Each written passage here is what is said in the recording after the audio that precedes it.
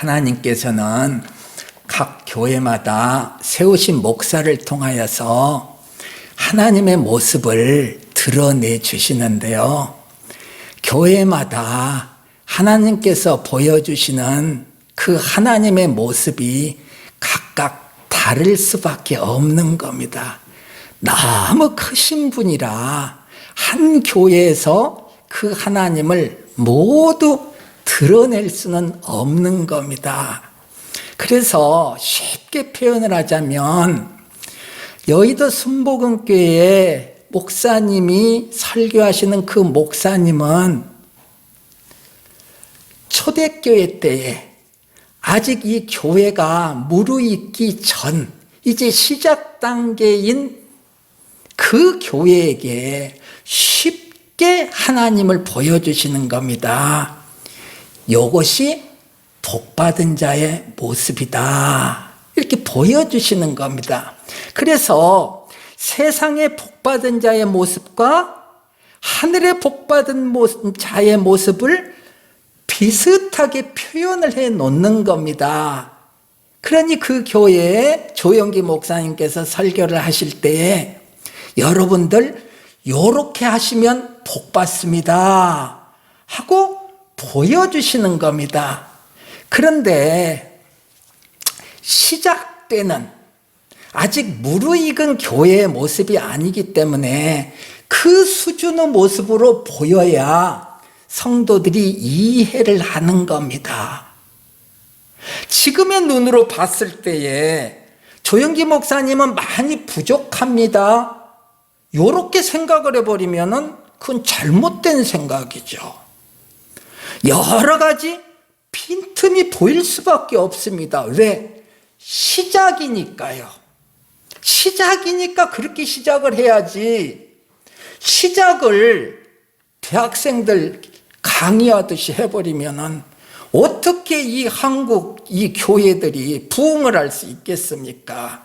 그러니까 목사님을 통해서 그 모습을 보여주시는 겁니다. 또 이제 다른 교회는요, 다른 모습으로 보여주시는 겁니다. 그렇게 해서 세월이 흘러 각 교회마다 하나님의 모습이 독특하게 보여지는 겁니다. 우리 교회는요, 우리 나름대로의 하나님의 모습이 보여지는 겁니다. 그래서 이 교회의 목사님의 설교도 은혜를 받고 저 교회 목사님의 설교도 은혜를 받고 모든 교회의 목사님의 설교를 통해서 다 은혜가 임하는 겁니다. 내가 지금 듣는 이 설교만이 하나님이 하시는 설교가 아닌 겁니다. 온 교회에서 들려 퍼지는 이 말씀이 모두 우리에게 은혜가 되어야 되는 겁니다.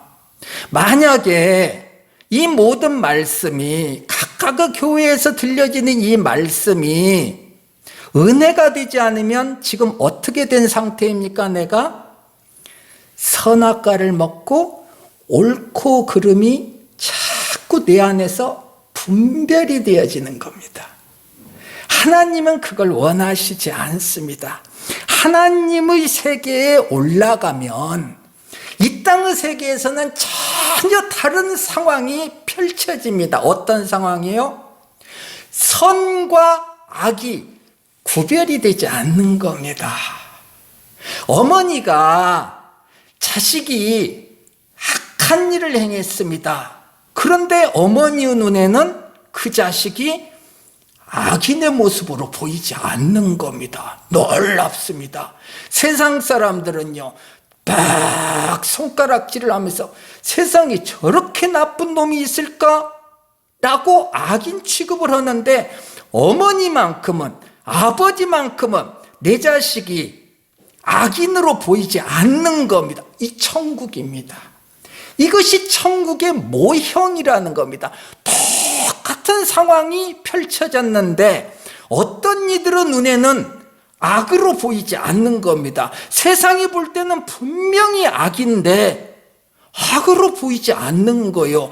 이것이 천국의 모형들이라는 겁니다. 그래서 천국에 올라가면 모든 것이 눈에 보기에 좋았더라. 이렇게 되는 겁니다. 이게 천국입니다. 우리가 이 땅에서 악을 자꾸 바라보게 되면 누가 괴로워요? 악을 행하는 그 사람이 괴로운 것이 아니라 그것이 보이는 내가 괴로운 겁니다. 가정에서도 악이 보이면 내가 괴로운 겁니다. 교회에서 악이 보이면 내가 괴로운 겁니다. 이것이 진리의 세계라는 겁니다. 그래서 이 진리라는 거는 악이 보이지 않게 되는 겁니다. 오늘 이제 집사님께서 기도를 하시는데 영과 진리로 예배를 드리게 해달라고 이렇게 기도를 하지 않습니까? 그 영과 진리라는 게 뭔 얘기입니까? 지금 우리는 육체 안에 있는 인생들인데 지금 예배를 드립니다. 이 육체로 예배를 드리면 어떻게 되겠습니까? 선과 악이 자꾸 보이는 겁니다. 하나가 되지 못하는 겁니다. 하나님과 우리 사이에 장막이 있는 겁니다. 예수님은 그 장막을 당신의 몸으로 표현을 하면서 찢어버렸습니다. 그래서 하나님과 우리가 하나가 되게 하는 겁니다. 그러니 영으로 예배를 드리게 해주십시오. 뭡니까? 성령으로 예배를 드리게 해주십시오입니다. 하나님으로 예배를 드리게 해주십시오입니다. 옳고 그름을 나누지 않는 하나님으로 예배를 드리게 해주십시오. 이게 성령으로 예배를 드리는 모습입니다. 그러면은 성령과 진정으로 예배를 드리게 해주십시오. 진정은 뭡니까? 실체입니다. 우리는 진리를 알기는 압니다. 들어서 압니다. 그런데 그 진리의 실체가 되지 못했습니다. 그래서 우리는 알기는 아는데 진리로 예배를 드리고 싶은데, 신령과 진정으로 예배를 드리고 싶은데 실체가 되지 못한 겁니다. 그 실체가 누구입니까? 예수 그리스도라죠. 악인을 위해서 자기를 희생하여 불의를 의로 바꿔내시는 예수 그리스도, 그분의 눈에는 악이 악으로 보이지 않는 겁니다. 불의한 자가 불의한 자로 보이지 않는 겁니다. 선과 악이 구별이 되지 않는 자입니다. 그 마음으로 예수 그리스도의 실체로 그런 존재로 예배를 드리게 해달라. 이 신령과 진정입니다. 이 모습으로 예배를 드릴 때에 하나님께서 그 실체이신 예수 그리스도를 받으시는 겁니다. 우리는 지금 무슨 예물을 드립니까? 예수 그리스도라는 예물을 지금 드리게 되는 겁니다. 이 예배 가운데에.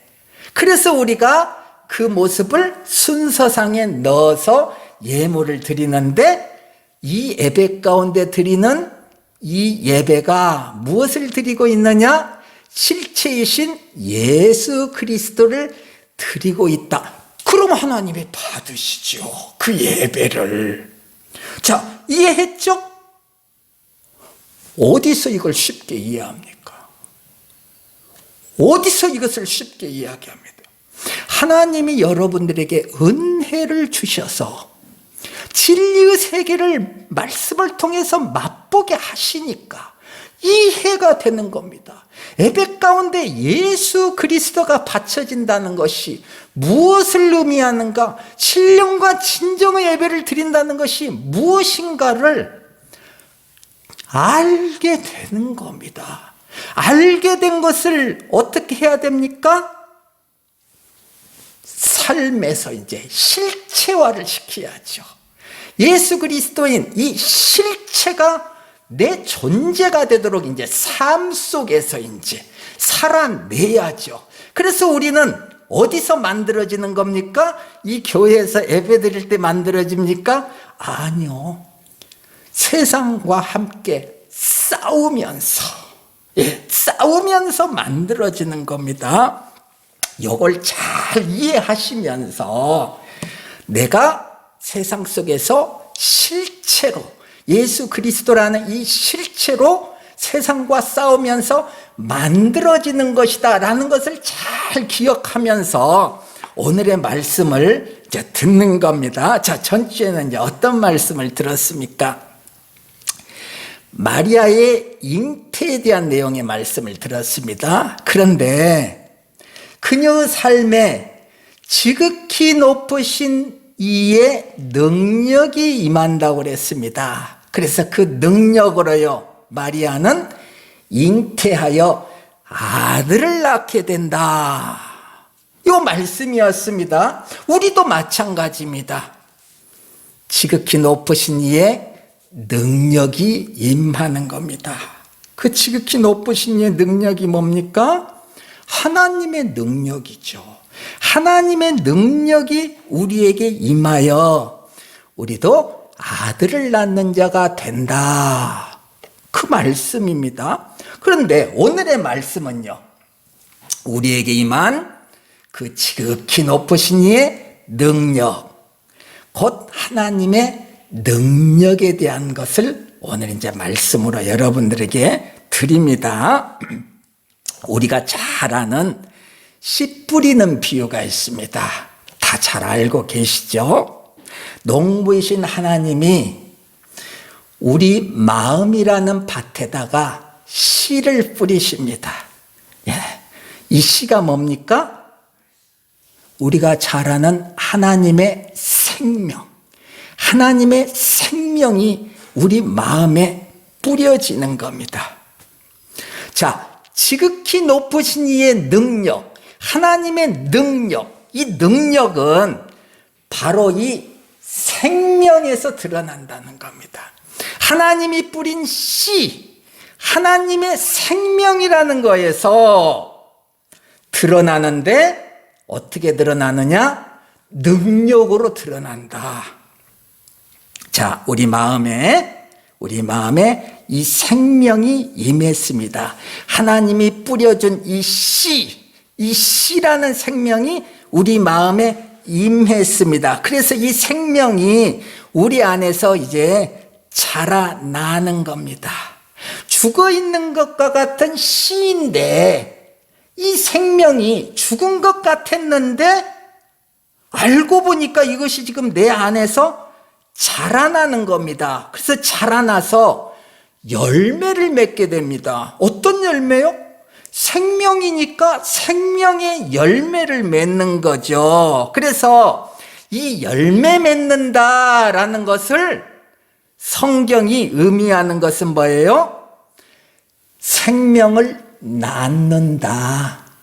우리는 지금 어떻게 배워요? 이 생명이라는 아들을 낳는다. 이렇게 계속 우리는 아들을 낳는다라는 내용으로 표현을 하고 있잖아요. 이것이 생명입니다. 예. 다시 말하자면 생명이라는 이 씨가 우리 안에서 자라나서 우리가 생명의 존재가 된다. 생명의 열매를 맺는다. 생명의 존재가 된다. 그 얘기입니다. 그런데 그 모습을 보니, 생명의 모습을 보니 우리의 죄를 대신하여 십자가에 달려 죽으신 예수님의 모습과 똑같더라. 이 생명의 모습이 열매 맺어 생명의 열매로 드러나는 모습, 아들을 낳는 자의 이 모습을 보니 예수님의 모습과 똑같더라. 그래서 생명을 낳는다, 생명이라는 아들을 낳는다, 하나님의 능력이 드러난다 라는 것을 무엇으로 우리는 알 수 있느냐? 세상이 볼 때에 멋진 모습으로 보이는 것이 아니라 십자가를 감당하는 그 모습으로 보인다는 겁니다. 열매 맺는 모습, 하나님의 능력이 드러나는 모습, 아들을 낳는 이 모습은 세상이 볼 때에 야 정말로 멋지다라는 그 모습으로 보이는 것이 아니라 십자가를 감당하는 모습, 곧 자기가 죽는 모습으로 보인다는 겁니다. 세상이 볼 때에는. 그래서 우리 그리스도인이 이 부분을 이해하기가 너무 어렵다는 겁니다. 이 부분이 이해가 잘 안 되는 겁니다. 열매를 맺고 하나님의 능력이 드러나면 이 세상이 볼 때 참으로 멋진 모습이어야 이해가 쉬운데 그 모습이 아니라 십자가에 달린 모습, 죽는 모습이라는 겁니다. 그러니 이해하기가 어렵죠. 네. 자, 하나님의 능력이 드러나는 모습, 생명의 열매를 맺는 모습을 성경에서는 이런 식으로 표현을 하고 있습니다.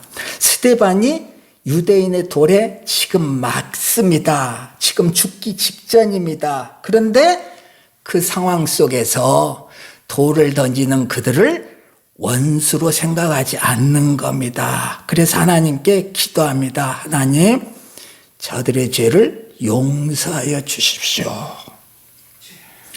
이것이 열매 맺는 모습이라. 이것이 하나님의 능력이 지금 그 상황 속에서 드러나고 있는 모습이라는 겁니다. 자, 빌라도가 예수님을 지금 신문하고 있습니다. 그런데 예수님은 자기를 변명하지 않습니다. 그래서 이사야는 그 모습을 털 깎는 자 앞에서 잠잠한 양과 같은 모습이라고 표현을 하고 있는 겁니다. 요 모습이 하나님의 능력이 드러나는 모습, 열매 맺는 모습, 생명이 드러나는 모습이다. 우리가 생각하는 것과는 다르죠? 자, 우리가 원하는 삶은 이런 모습의 삶이 아니지 않습니까? 누구를 막론하고 우리는 싸워서 이기고 싶지 않습니까? 이기는 모습을 보여주고 싶지 않습니까? 그런데 생명이 드러난다는 것은, 열매를 맺는다는 것은 좀 전에 예를 들은 대로 용서하고 지는 모습을 말한다는 겁니다. 이때에 영혼들이 살아난다는 겁니다. 왜? 생명이 드러났으니까. 내가 지고 내가 억울함을 당했는데 용서하는 겁니다. 이때에 생명이 드러나기 때문에, 열매가 맺혔기 때문에, 하나님의 능력이 드러나기 때문에 영혼들이 살아난다. 이것이 생명으로 살리는 것들입니다. 예. 요 일을 하나님이 우리에게 주신 생명이 일하고 있다는 겁니다. 요것이. 예. 생명은 이렇게 자기가 죽는 방법으로 일을 하고 있다. 이 땅에서는 모두가 살려고 발버둥을 치는데, 자, 스스로가 죽는 길을 택하는 겁니다. 어떻게 세상이 이것을 받아들이겠습니까? 모두가 살려고 아우성을 치지 않습니까? 그런데 죽는 길을 택하는 겁니다. 그래서 세상은 이걸 이해할 수가 없는 겁니다. 그래서 이 세상의 것으로는 생명을 만들어낼 수가 없는 겁니다. 자, 안식일에 밀밭 사이를 예수님의 제자들이 가게 되었는데 너무 배가 고프지 않습니까?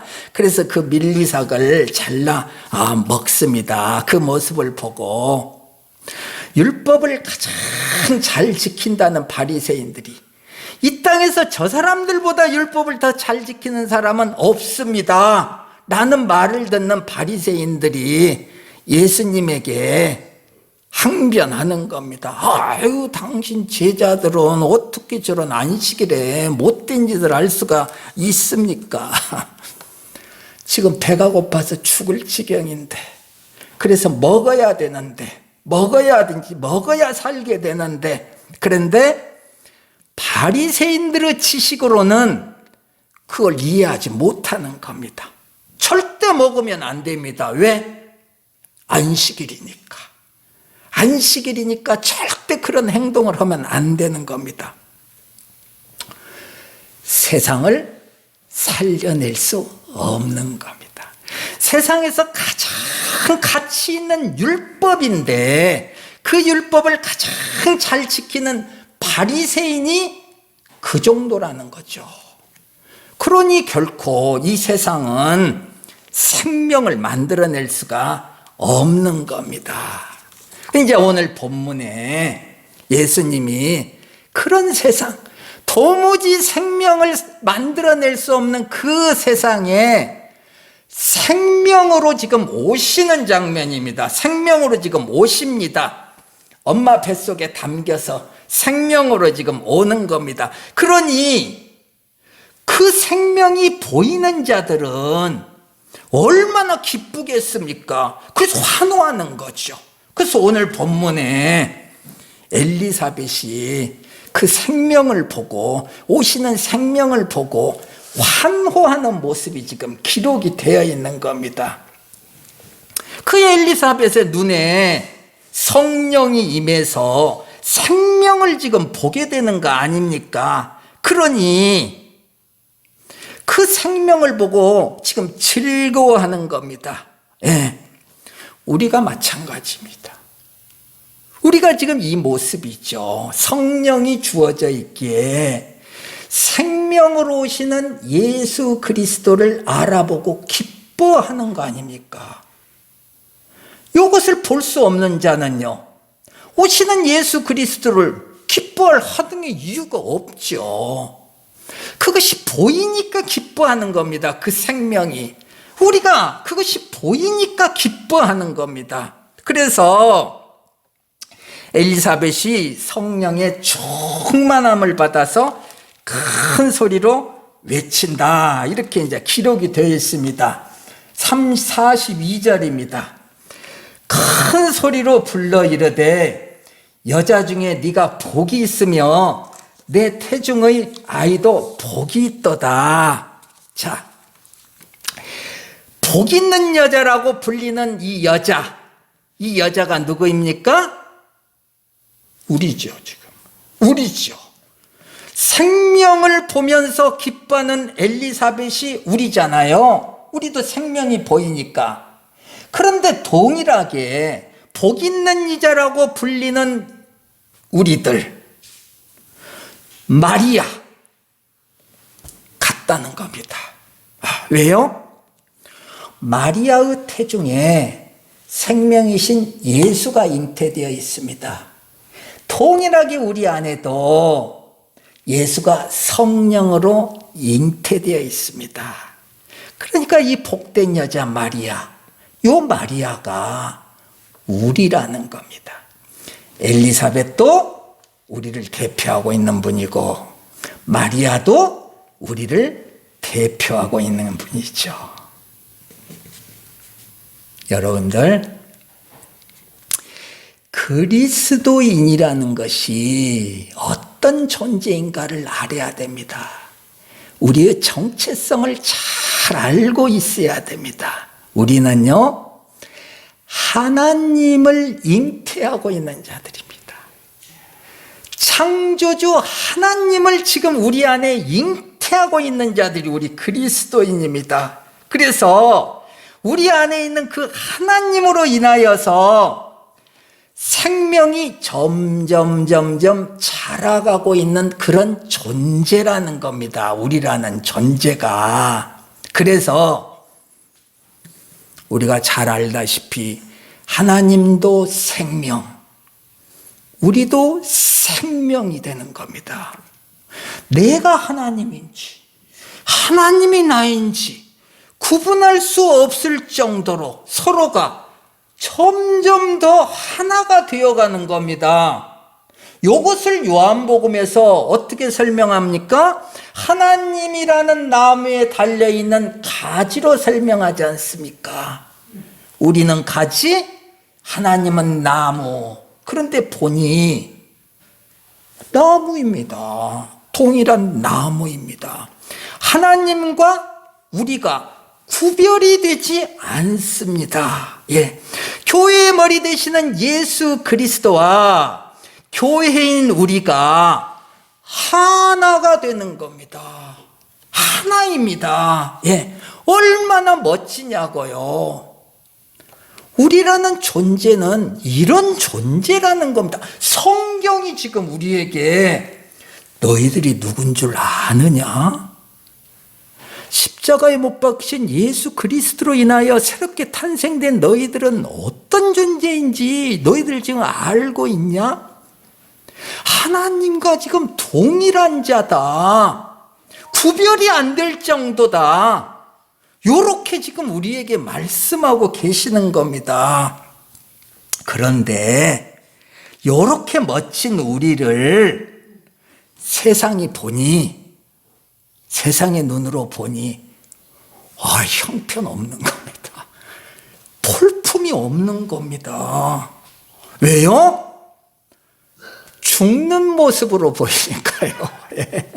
십자가에 달린 모습으로 보이니까 세상의 눈으로 보면 볼품이 없는 겁니다.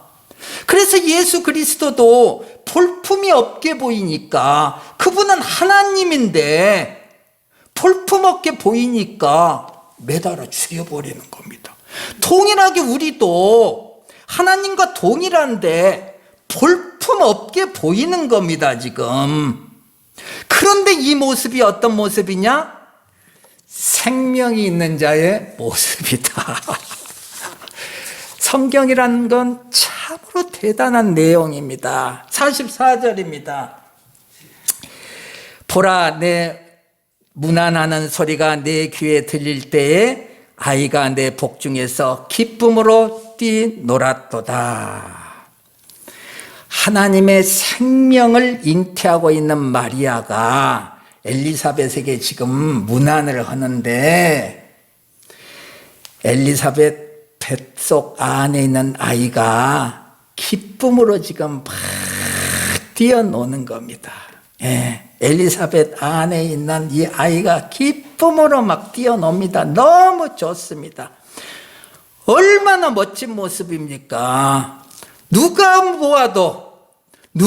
보아도 기쁨이 넘치는 그런 멋진 삶을 살아낼 것 같습니다.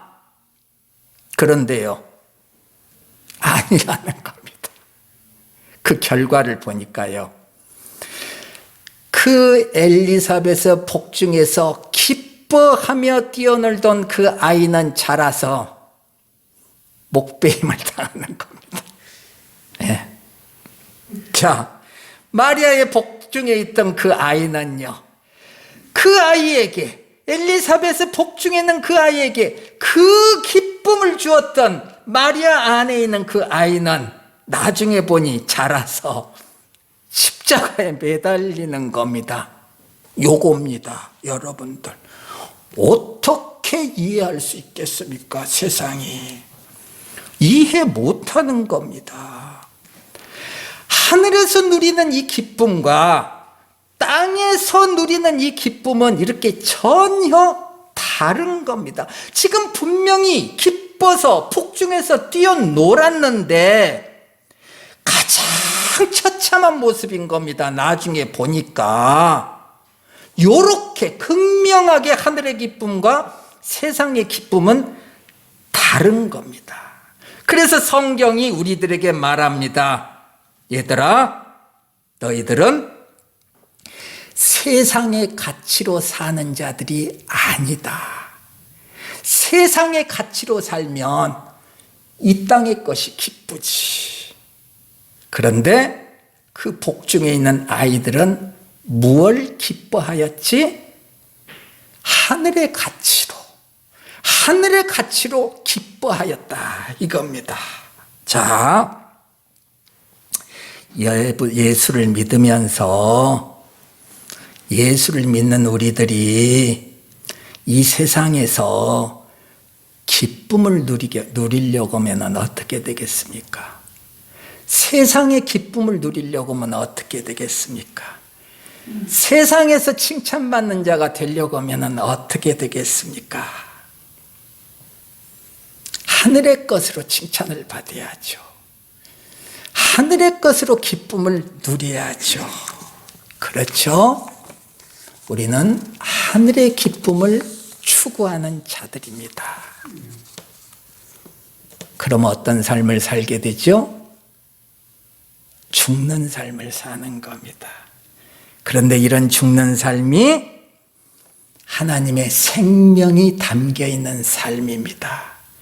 그리고 담겨 있는 이 생명으로 인하여서 생명의 존재로 점점 성장해가는 삶이 되는 겁니다. 아시겠죠? 우리의 삶의 근원은 생명입니다. 이 생명으로 인하여서 하나님의 능력이 드러나는 겁니다. 이 생명으로 드러나는 겁니다. 자, 예배를 마치고 이제 또 여러분들이 일주일 동안 이제 세상에 나가서 삽니다. 생명을 발견하시기 바랍니다. 우리는 이 생명으로 살아가는 존재입니다. 그럼 어떤 모습이 보여야죠? 우리 삶에서요? 칭찬받는 모습이요? 아니요. 죽는 모습.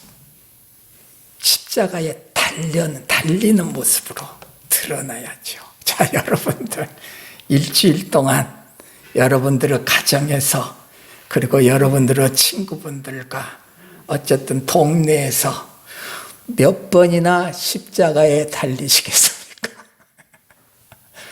몇 번이나 십자가에 달리는 삶을 살겠습니까?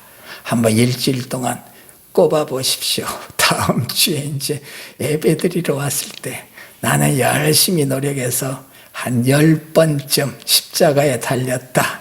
어떤 사람은 나는 2번쯤 달렸다. 요렇게 시작하는 겁니다. 이게 생명이 자라나는 자의 삶이라는 것입니다. 한순간도 긴장을 하면 안 됩니다. 그럼 우리는요, 십자가에 달릴 수가 없는 겁니다. 그래서 포도주를 마시지 않는다고 하잖아요. 독주를 마시지 않는 겁니다. 세상의 가치에 빠지지 않는 겁니다. 정신을 바짝 차리는 겁니다. 그래서 우리 앞에 그 어떤 상황이 놓여져 있을 때 십자가를 짊어지는 겁니다. 이때에 우리 안에 있는 생명이 영혼을 살려내는 겁니다. 그리고 우리는 생명의 존재로 아름답게 성장하는 겁니다. 요 삶 살아내시기 바랍니다. 주님 감사합니다.